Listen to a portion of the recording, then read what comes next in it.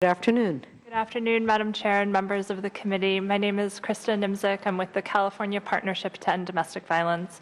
We are the statewide domestic violence organization representing over 1,000 advocates and organizations across the state. We're pleased to co-sponsor AB 418 and are glad to be back talking about this issue. As was mentioned, the bill in part removes a sunset date on documentation for survivors.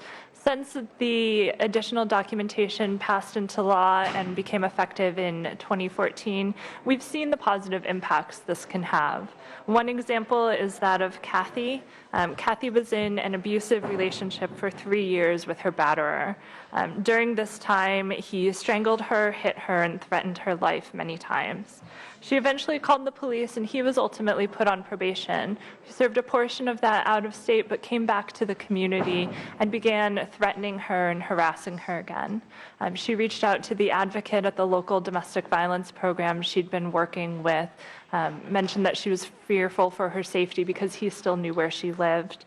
The advocate was able to write a letter to the landlord that served as documentation. She was able to terminate her lease early and relocate to safe housing.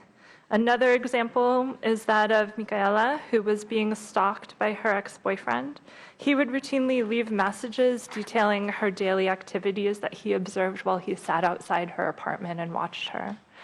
She eventually had enough, and the advocate at Human Options that she worked with drafted a letter on her behalf. She presented that to her apartment manager and was able to break her lease.